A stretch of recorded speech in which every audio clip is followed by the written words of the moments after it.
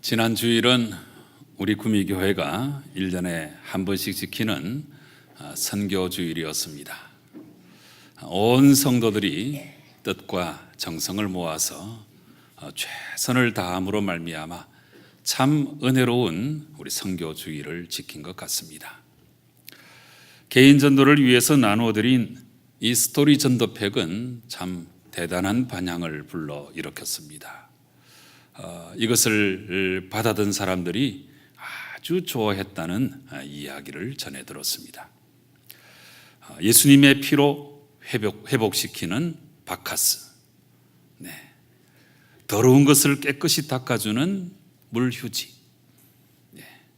예수님 안에서 누리는 자유시간, 그리고 구미교회 나오면 복을 받게 된다고 하는 마이구미, 이 네 가지를 가지고 온 성도가 최선을 다해서 전도에 온 힘을 쏟았습니다. 그리고 오후 3시에는 남녀 선교 회원들이 참 많이 모여서 전도 파송을 받고 거리 전도에 나섰습니다. 의료 선교팀도 함께 발대식을 하고 선교의 의지를 불태웠습니다. 파송 기도를 해드리고 나서 제가 교회 각 주변에 포지션을 방문해서 보니까 정말 우리 남녀 선교 회원들이 열심을 다해 전도하는 것을 보았습니다. 이렇게 우리가 전한 복음으로 말미암아 수많은 영혼들이 어떤 사람들은 곧바로 또 어떤 사람들은 한참 뒤에 이렇게 여러 가지 모양으로 예수님을 믿고 구원받는 아름다운 역사가 있게 될 줄로 분명히 믿습니다. 그런데 우리가 이렇게 전도하고 특별히 이 증인의 사명을 잘 감당하기 위해서는 가장 중요한 것이 그 전제 조건이 바로 성령의 충만함을 받아야 한다는 사실입니다. 사도행전 1장 8절에서는 예수님께서 이렇게 분명히 말씀하셨습니다. 오직 성령이 너희에게 임하시면 너희가 권능을 받고 예루살렘과 온 유대와 사마리아와 땅 끝까지 이르러 내 증인이 되리라. 여기에 이 오직이라고 하는 단어에 우리가 주목을 해야 되는데요, 우리가 증인이 되어서 주의 복음을 전하려고 하면 무엇보다 반드시 이 성령의 충만함을 받아야 한다 하는 말씀입니다. 그러니까 보고 들은 것을 그대로 증거하는 이 증인의 사명을 감당하는 것은 오직 성령이 임하여서 우리에게 권능을 주실 때에 우리가 이 일을 감당할 수 있다 하는 뜻입니다.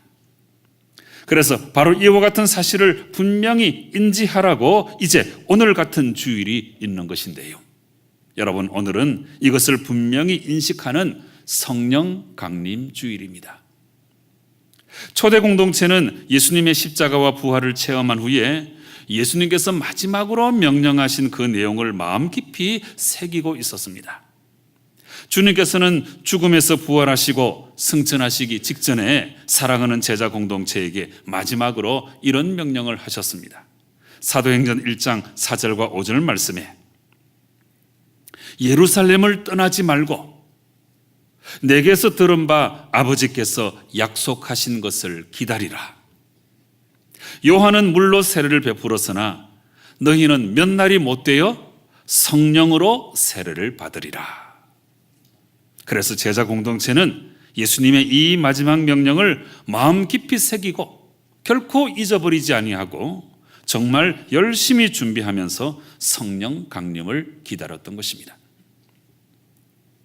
여러분, 그들이 성령 받기 위해서 어떻게 열심히 준비했나 하는 것은 사도행전 1장의 말씀을 우리가 잘 읽어보면 몇 가지 내용을 발견할 수 있습니다. 무엇보다 그들은 정말 열심히 기도하였습니다. 1장 14절 말씀에 더불어 마음을 같이하여 오로지 기도에 힘썼다, 이렇게 말씀하고 있습니다. 두 번째는 말씀을 연구하는 일에 최선을 다하였습니다. 그들은 가룟 유다 대신에 제자를 보충하는 이 일을 앞에 두고 그냥 아무렇게나 진행하지 아니하고 과연 이 모든 일에 관한 하나님의 뜻이 무엇인지 열심히 찾고 또 찾았습니다. 그래서 지금까지 되어진 모든 일들은 결코 우연히 된 것이 아니고 이미 구약 성경에서 예언하신 말씀이 이루어지고 있다 하는 것을 깨닫게 되었습니다. 그리고 세 번째로 이 제자 공동체는 찬양하는 일에도 최선을 다하였습니다. 조금 전에 그들은 지금까지 되어지는 모든 일들이 다 구약 성경에 예언된 그 말씀이 이루어진 줄로 그렇게 알고 깨달았습니다마는, 그런데 이 구약 성경 중에서도 특별히 그들은 시편 연구에 최선을 다하였습니다. 여러분, 이 시편은 다름이 아니고 바로 하나님을 찬양하는 책이 아니겠습니까? 그러니까 이것은 그들이 하나님을 찬양하는 일에도 정말 최선을 다했다는 것을 우리에게 알려주는 것입니다. 여러분, 기도와 말씀과 찬양, 이 세 가지는 너무나 흔한 주제입니다마는, 그런데 이 세 가지는 너무너무 중요한 우리 신앙의 덕목입니다. 무슨 일이든지 기본기가 중요해야 되는데 성령을 받는 이 일에 있어서도 이 세 가지에 그들은 온 힘을 다 쏟았다 하는 것입니다. 그리고 네 번째로 그들이 힘쓴 것이 한 가지 더 있습니다.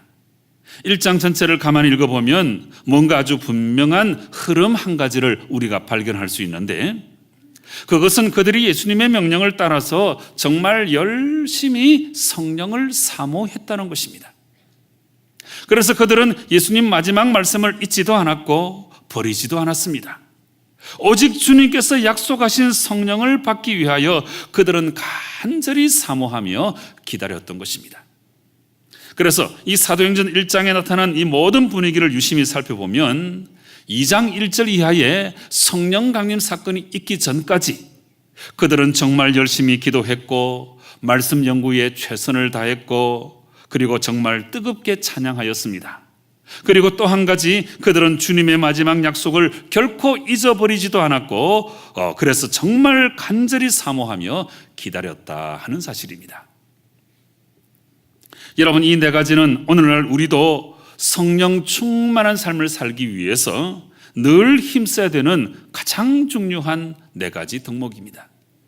여러분, 다른 어떤 특별한 방법이 따로 있는 것이 아닙니다.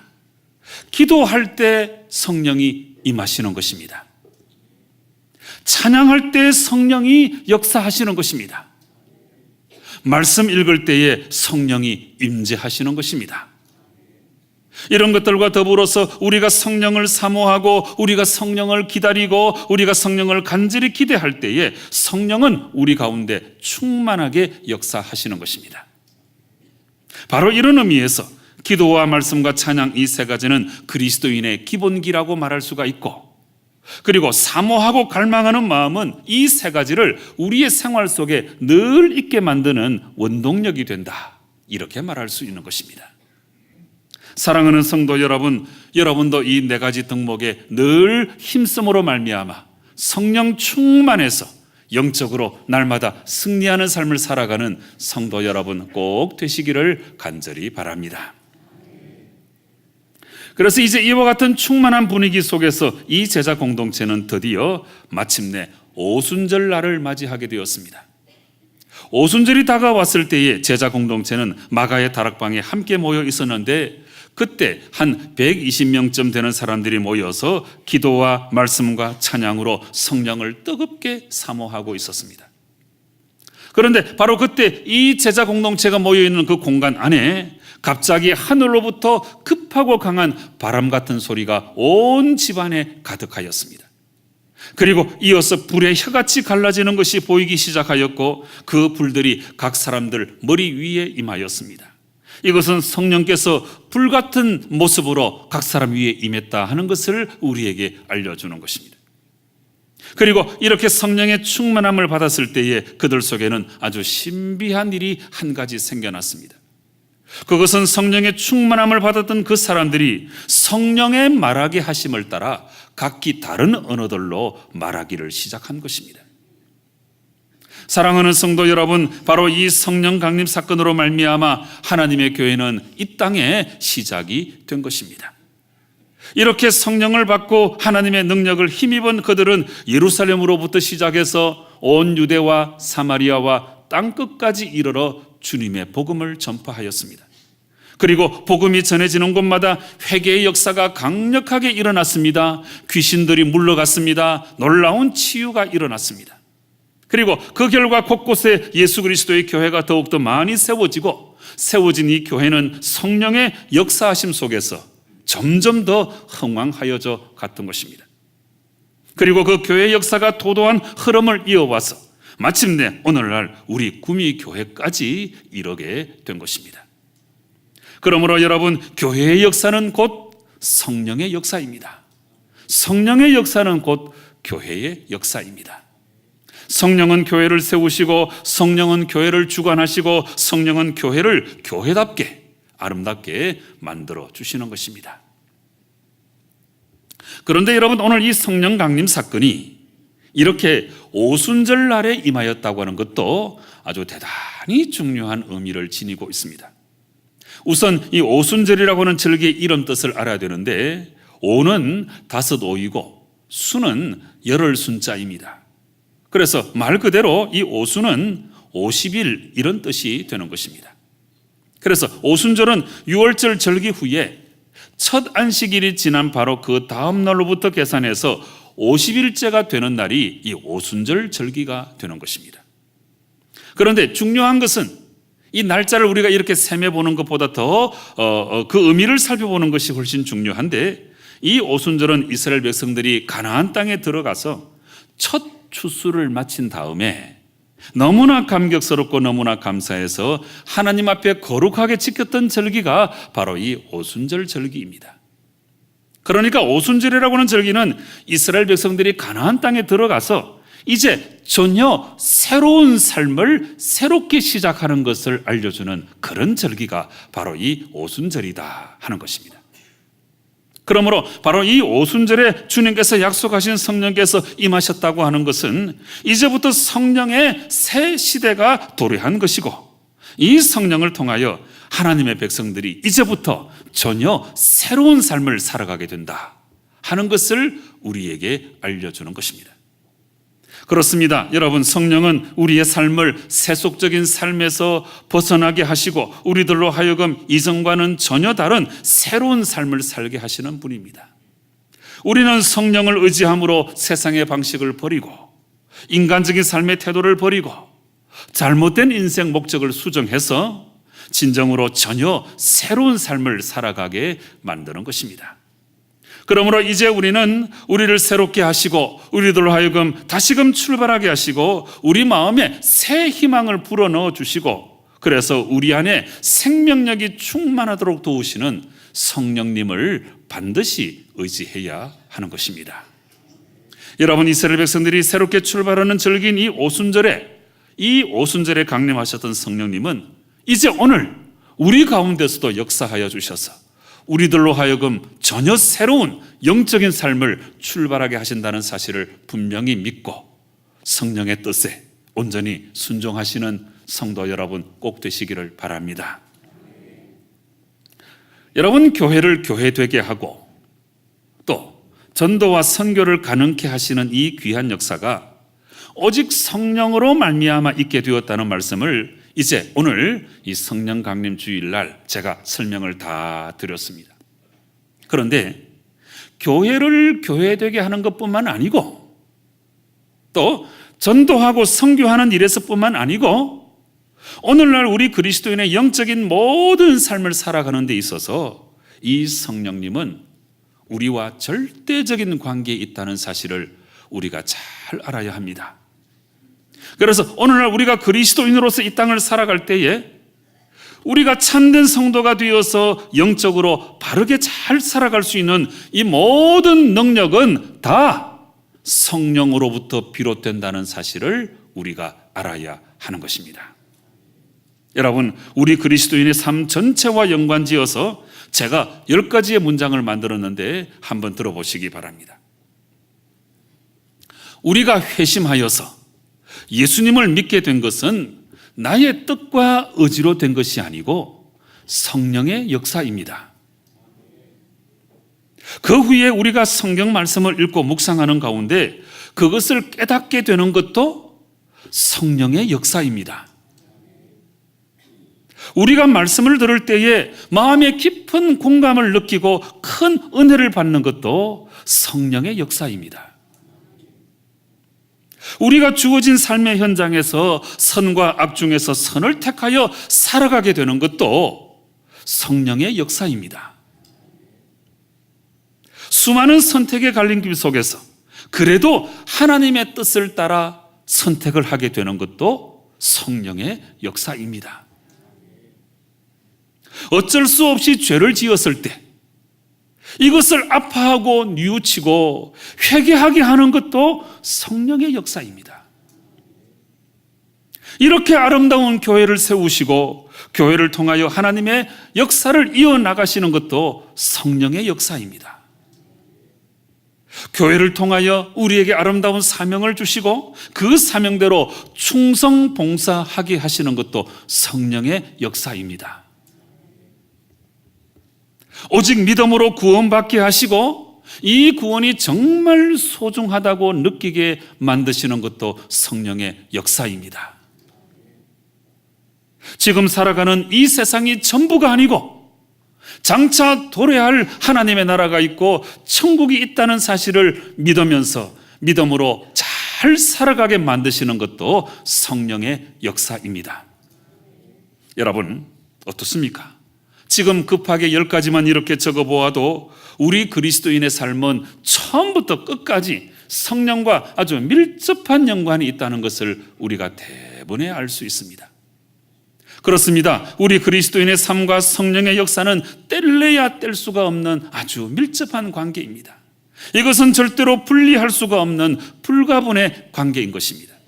다시 말하면 오늘날 우리 그리스도인의 모든 삶은 처음부터 끝까지 성령의 역사로 진행되는 것이고 오직 성령의 역사로 열매를 맺게 된다는 사실입니다. 사랑하는 성도 여러분, 바로 이 사실을 분명히 인지하고 믿음의 삶을 살아가는 게 중요합니다. 바로 이 사실에 대해서 로마서 8장의 말씀이 너무나 중요한 말씀을 우리에게 전해주고 계시는데요.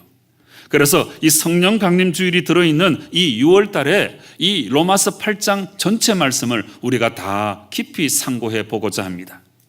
여러분, 로마서 8장은 여러 갈래의 은혜의 강물이 하나로 합쳐지는 아주 중요한 지점이라고 할 수 있습니다. 이 말은 로마서 8장이 모든 은혜의 집결지고 우리가 그토록 사모하는 하나님의 은혜의 강물이 다 하나로 합쳐지고 온전히 완성되는 그런 곳이라 할 수 있는 것입니다. 바로 이런 의미에서 로마서 8장은 구원의 총화이다, 이렇게 말할 수 있는 것입니다. 그리고 무엇보다 중요한 것은 로마서 8장은 성령장이다 하는 사실입니다. 성령장. 그래서 로마서 8장은 성도가 마지막 영화를 통해서 천국에 들어가기 그 전까지 어떻게 성령의 도우심으로 날마다 승리하는 영적인 삶을 살아갈 수 있는가 하는 것에 대해서 첫째, 둘째, 셋째 ABC 전체를 우리에게 다 알려주시는 너무나 중요한 말씀이 바로 이 로마서 8장의 말씀이에요. 특별히 이제 오늘 우리가 로마서 8장 말씀의 그 첫째 부분을 우리가 함께 읽었는데요, 오늘 우리가 함께 읽었던 말씀은 두 가지 내용으로 되어 있습니다. 그 첫째 문단은 1절부터 11절까지 말씀인데, 우리가 육신의 연약함을 이기고 성화의 길로 나아가기 위해서는 성령의 역사가 절대적이다, 이것을 우리에게 알려주고 있습니다. 그렇습니다. 우리 인간은 죄의 구습에 물든 육신의 연약함으로 인해서 스스로는 이 성화의 길을 걸어갈 수가 없는 거예요. 그러나 오직 성령의 역사로 말미암아 우리는 죄악을 이기고 승리하면서 영적인 삶을 살아갈 수가 있게 되는 것입니다. 여러분, 바울도 로마서 7장에서 내가 원하는 바 선은 행하지 아니하고 도리어 원하지 아니하는 바 악은 행한다고 그렇게 마음 깊이 절망하며 탄식하였습니다. 이것은 인간이 죄를 이길 수 없다고 하는 사실을 절박하게 표현한 너무나 실존적인 탄식이 아닐 수 없습니다. 그래서 나를 이렇게 이끌고 가는 것이 바로 이 죄인데, 이 죄는 단순한 것이 아니고 오늘 로마서 8장에서 바울은 이 죄를 죄의 법이라고 표현하고 있어요. 여러분, 죄의 법이라고는 이 표현은 이 죄가 가공할 만한 아주 무서운 세력을 형성하고 있다 하는 것을 우리에게 알려주는 것입니다. 그래서 우리는 도무지 이 죄를 우리 힘만으로 이길 수가 없는 것이고, 그래서 바울은 이것이 너무 힘들고 어려워서 오호라 나는 공고한 사람이로다, 이 사망의 몸에서 누가 나를 건져내랴 마음 깊이 탄식하였던 것입니다. 그런데 여러분, 이제 오늘 로마서 8장에 들어와서 바울 사도는 우리가 육신으로 말미암아 할 수 없는 그것을 하나님은 하신다고 분명히 알려주고 있습니다. 그래서 바울은 이 로마서 8장에 들어서자마자 그러므로 이제 그리스도 예수 안에 있는 자에게는 생명의 성령의 법이 있는데 이 생명의 성령의 법이 죄와 사망의 법을 이길 수 있게 만들어 주셨다고 분명히 선포하고 있습니다. 여러분, 여기 분명히 나옵니다. 생명의 성령의 법이 죄와 사망의 법을 이길 수 있도록 만들어 주셨다. 여기 법이라고 나오죠. 법. 우리가 죄를 짓는 게 한 가지, 두 가지, 몇 가지 죄를 짓는 거, 이게 중요한 게 아니고 이 죄의 법은 가공할 만한 세력입니다. 그 어느 누구도 이 죄를 이길 수가 없어요. 법이니까 법, 엄청난 세력입니다. 그런데 이 엄청난 죄의 법, 사망의 법을 이길 수 있는 것은 생명의 성령의 법밖에는 없다는 것이 바울 사도의 가르침이에요. 사랑하는 성도 여러분, 여기서 이제 우리는 한 가지 분명한 사실을 붙들어야 합니다. 그것은 죄와 사망의 법을 이기는 방법은 이 생명의 성령의 법밖에는 없다는 사실을 우리가 붙들어야 합니다. 그래서 4절 말씀에서는 육신을 따르지 않고 그 영을 따라, 그 영을 따라 행하는 우리에게 율법의 요구가 이루어지게 하신다 말씀하고 있습니다.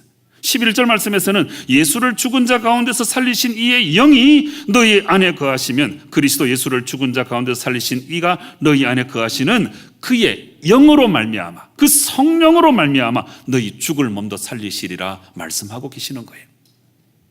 그래서 여러분, 이런 말씀들의 핵심은 우리가 죄를 이기고 승리하기 위해서는 반드시 성령의 도우심을 받아야 된다, 이걸 알려주시는 것입니다. 죄는 법이어서 아주 무서운 세력이어서 우리 힘으로는 이길 수가 없고 오직 성령의 역사로, 성령의 능력의 법으로 우리가 이것을 이겨나갈 수 있다 하는 내용입니다. 그러므로 여러분, 오늘날 우리가 그리스도인으로 살고 그것도 승리하는 그리스도인으로 살기 위해서는 우리가 성령과 더불어 살아가야 된다고 하는 것은 아주 필수적인 것입니다. 그래서 바로 이런 이유 때문에 5절에서는 육신을 따르는 자는 육신의 일을, 영을 따르는 자는 영의 일을 생각한다고 말씀하고 있습니다. 9절에서는 누구든지 그리스도의 영이 없으면 그리스도의 사람이 아니다, 이렇게까지 말씀하고 있습니다. 여러분, 이렇게 우리가 죄를 이기고 영적으로 승리하는 삶을 살아가기 위해서는 진실로 성령 안에 거해야 되고 성령과 더불어 살아가는 것이 필수적인 것임을 분명히 기억하시기 바랍니다. 그 다음에 12절부터 17절까지 말씀은 이렇게 성도의 성화는 성령께서 도와주실 때 가능한 것인데, 그렇지만 성도 자신도 자기 몸의 행실을 죽이고 영적인 삶을 살아가는 이 노력을 끝까지 감당해야 된다는 것을 우리에게 알려주고 있습니다.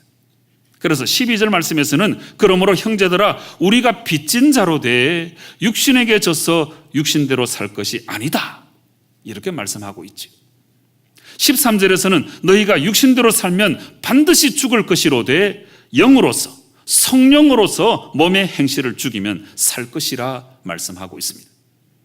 여러분, 이 말씀들이 우리에게 무엇을 알려주시는가 하면, 성도의 성화는 우리 성령께서 반드시 도와주시지만, 그러나 성도 자신도 자기 몸의 행실을 죽이고 영의 일을 하기 위한 그 열심으로 모든 노력을 기울여야 된다, 이것을 우리에게 알려주는 것입니다. 여러분, 바로 이런 의미에서 제가 여러 번 말씀을 드렸습니다. 신앙의 세계에는 자동 없습니다. 여러분, 이런 자동 없어요. 여러분, 크게 회심하면 자동적으로 그때부터 예수님을 잘 믿게 되는 그런 자동 없습니다. 신앙의 세계에 그런 거 없어요. 네. 큰 은혜를 체험하면 그때부터 자동적으로 죄를 다 이기고 승리하게 되는 그런 자동 없습니다. 여러분, 이런 자동 없어요. 꿈도 꾸지 마세요. 부흥에 가가지고 큰 은혜 받았는데 돌아가면서 죄를 짓는 게 우리 인간의 모습이에요. 큰 은혜 받았다고 자동적으로 내가 죄를 이기고 승리하게 되는 그런 자동 없습니다. 어떤 사람들이 진짜 하나님의 은혜를 체험하면, 진짜 예수님 잘 믿으면 죄를 안 짓게 된다, 이런 이상한 자동을 설교하고 있는데, 여러분, 이런 자동 없습니다. 그거는 잘못된 것입니다. 신앙생활에 그런 자동 없어요. 여러분, 그런 것이 아니고 신앙생활이라고 하는 것은 육신대로 살면 안 된다고 하는 것을 우리가 힘써 알고 행동해야 되는 것이고, 힘써 영으로서 우리 몸의 행실을 죽여야 성령께서 이런 사람을 도와주시고 영적으로 살게 만들어 주시는 것이지, 한 번 믿으면 죄를 안 짓게 되고, 은혜 받으면 죄를 안 짓게 되고, 그런 자동은 없다는 것을 우리가 잘 알아야 돼요. 여러분, 여기서 몸의 행실을 죽인다고 하는 이 말은 문법적으로 현재 동사인데요, 이건 한 번 죽이는 것으로 끝나는 것이 아니고 날마다 끊임없이 죽이는 것을 말씀하고 있습니다. 바울 자신도 얼마나 위대한 사도입니까? 나는 날마다 죽는다고 고백했어요. 여러분, 우리는 아직도 여전히 몸을 지니고 살아가는 존재입니다. 그렇잖아요. 우리가 몸이 있죠. 그런데 우리 몸에는 소위 이 육적이라고 할 수 있는 온갖 종류의 죄성, 나약함을 우리가 몸에 지니고 살아가는 거예요. 그래서 한번 충동을 받으면 그때마다 우리 지체 안에는 바람의 출렁이는, 바다 물결이 일렁이는 것처럼 무서운 정욕이 우리 안에서 발동할 수 있습니다. 인정하십니까? 저는 인정해요. 네. 연약한 죄성을 지니고 있는 우리의 몸은 한번 이 정욕이 발동하면 이것을 이겨낼 수 힘들 정도로 무서운 도전, 거센 도전이 우리 앞에 밀어닥치고 있는 거예요. 그러므로 우리가 지속적으로 육의 요구를 거부하고 간단 없이 몸의 행실을 죽여서 정말 성령의 도우심으로 날마다 영적인 삶을 반드시 우리가 살아가야 되는 거예요. 사랑하는 성도 여러분, 오늘 성령 강림 주일날 저는 여러분들에게 로마서 8장의 첫째 부분 두 가지로 설명을 드렸습니다.